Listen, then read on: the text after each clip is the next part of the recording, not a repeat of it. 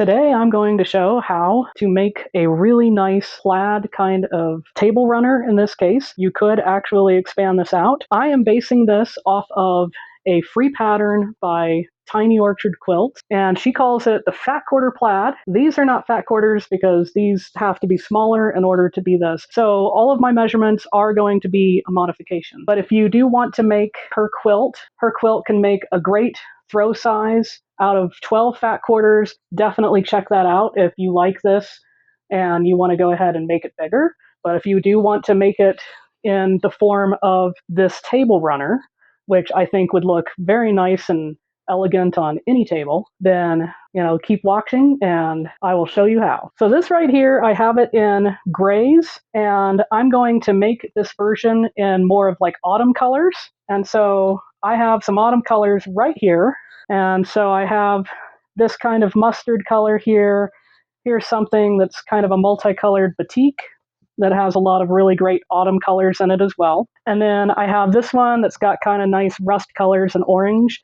And then I have this warmed up purple color to put in there as well. And I think that will look very nice as an interesting kind of a contrast. And so one of the things that you want to do with this is you want to have 2 lights and 2 darks. In this case, it's probably going to be more like 2 mediums and 2 darks, but you want to have some contrast because that makes it so that the plaid actually stands out. For this particular design that I'm doing, I'm going to have all the measurements in the description. So, don't panic if everything flies by too fast and you can't get it down.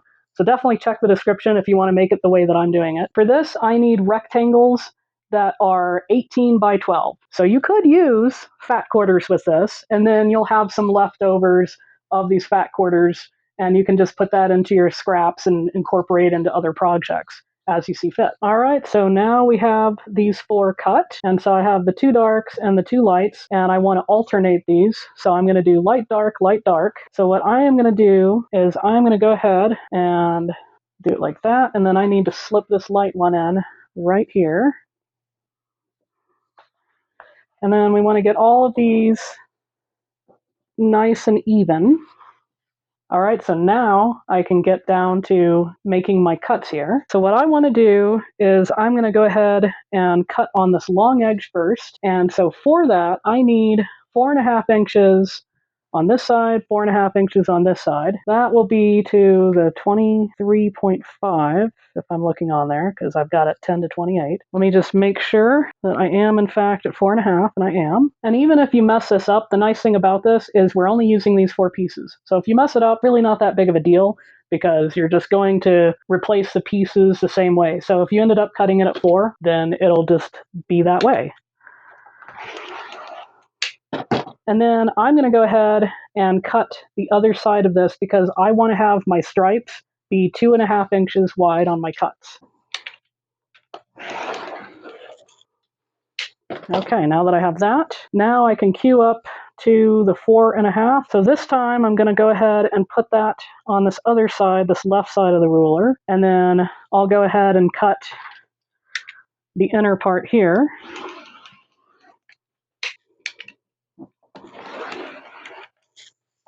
All right, so now we have our first cuts. This will be a little tricky here, trying to do it this way. I could try to carefully move this around and that would work, but I'm just going to do it this way. So for this, I need 4 3/4. That's kind of a weird measurement, but it's 4 3/4, 4 3/4. That way it's equal on both of those sides.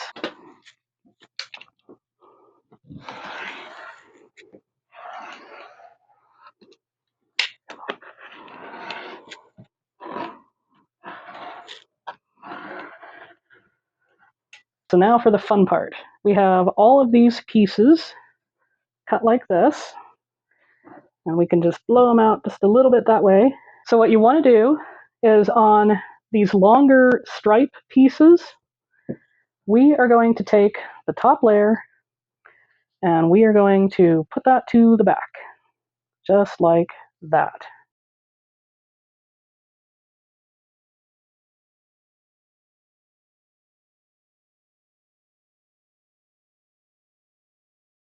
All right, that's step number 1. And then step number 2, we are going to go back 2 pieces to the other light piece, and we're going to put these top two pieces to the back. Just like that. So now this is how this top block is going to look. And so we will be sewing all of these bit by bit, but I'm going to use a technique that is called the web technique. And so I want to show you how to do that. I also have a way of doing this so that I can keep everything nice and straight. I have 4 different layers here, and so it's going to be 4 different blocks. And so what I am going to do is I am going to use my leaders as a way of organizing this. And so to do that, I'm going to mark one of these with a 1, okay? And then I'm just gonna cut that. I'm gonna mark one of these with a 2, and then another one with a 3, and then the last one with a 4.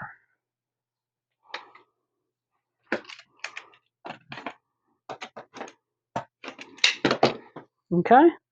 So we have 1, 2, 3, and 4. So now that I have those marked up, the first one that I want to do is I want to take these 2 pieces, and I am going to put this one right onto here, and then I'm going to go ahead and pin it. And so that's right there. And then these 2 pieces are going to go together. I'm going to pin those. And then I have these 2 pieces. And then this is a very important part. You want to make sure that you have everything in order the way that it's going to go through the machine. So the way this goes through the machine is it goes top and then on down. This would be the first piece, this will be the second piece, and this will be the third piece. And so onto those, I'm just going to go ahead and put my 1 piece right there. And then I just have that aside so that I can go ahead and sew that. And now I can move on to the second one. So I have that one together, and then I have these 2 pieces together, and then these 2 pieces, and then this one will get the number 2. And so I'm going to continue that for this third layer, and then the last layer under that, the 4th layer, and then I can start sewing. So I have all of these pieces chain piece together, and so like I showed right here, like this one is number 4. So what I am going to do, just because it's a little bit easier for me, is I am going to start my pressing with the 4th one. And so it's just real easy. I want to press everything to the dark fabric.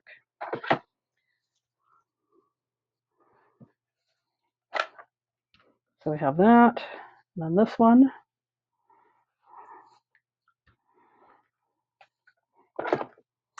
And then I'll just flip this one around, and oops, there we go. And then I can do that.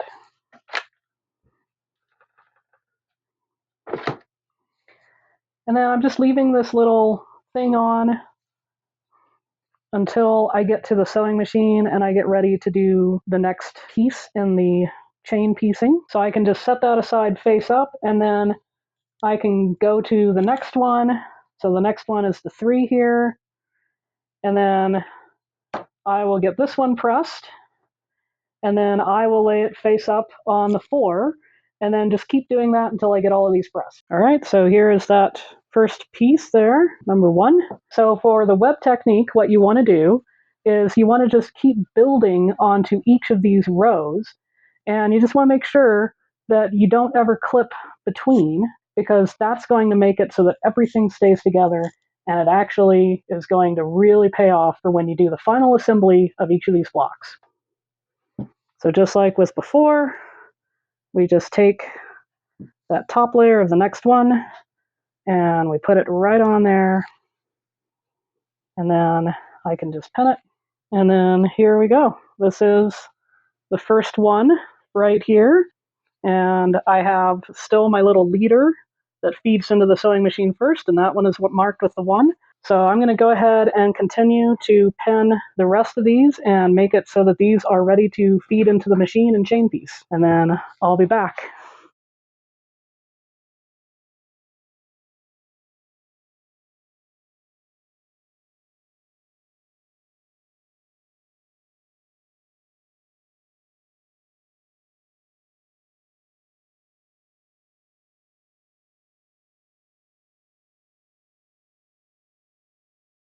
Now that I have all of these initially chain stitched, I will show you the magic of this webbing technique. Now for this, you don't have to do the numbered leaders in between. And actually with the gray one back there, I just did 1 leader in between because I found that with it only being 4, it was easy enough for me to keep track of. But if you are somebody who does have trouble kind of keeping track of things, then it can be very useful to number these leaders. But definitely it's a good idea to put the leaders in there because I have multiple times in the past when I have done web piecing have accidentally cut where I didn't intend to cut. And that's just really irritating and kind of a pain in the butt. You know, so if you take anything away from what I did here, maybe you're not interested in numbering these, but maybe you're interested in doing the web piecing. And in that case, I say definitely use the leaders. So for this, I will not need these little numbered leaders that I made up.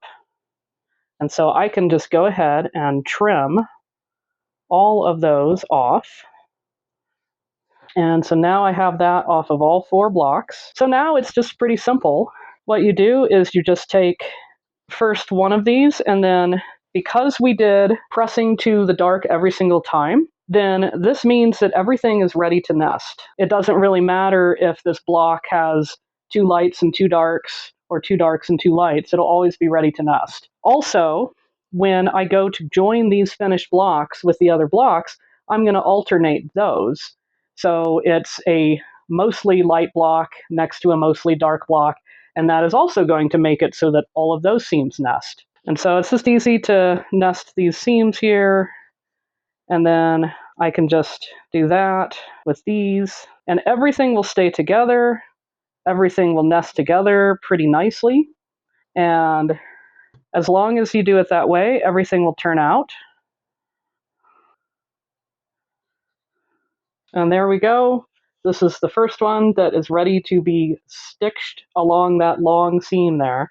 So I'm going to go ahead and get going on the rest of these, and then I'll be back with the pressing. So here is one of these blocks all assembled. I chose this one because it's got a very high contrast. We're not finished here. We still need to press this nice and flat, and for that, I am going to spin the seams. And so spinning the seams is pretty simple to do. You just take that point right there where it was webbed together, and so you just want to take the seam ripper and you want to cut that. And then there's this bit of stitching here, and so I'm just going to release those stitches like that, and then get the stitches released on the rest of these points for the intersections. A lot of people, they don't do this, they just simply press it to the side, and you end up with a lot of bulk that way. So you could do it that way. I personally like having it as flat as possible when I go to do any kind of a quilting, even if I'm simply just doing a straight line quilting or a stitch in the ditch type of a thing. So now that I have that, then what will happen is that these just naturally want to do that. And so that right there, and you can get that all nice and opened up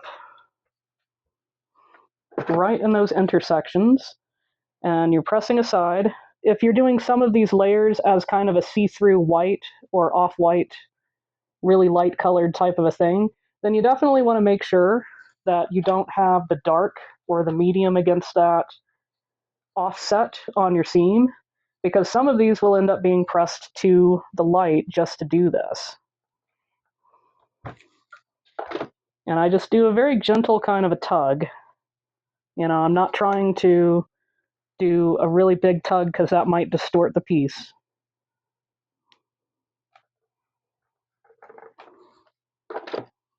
And so now these are all nice and spun from the other side. It's very, very flat.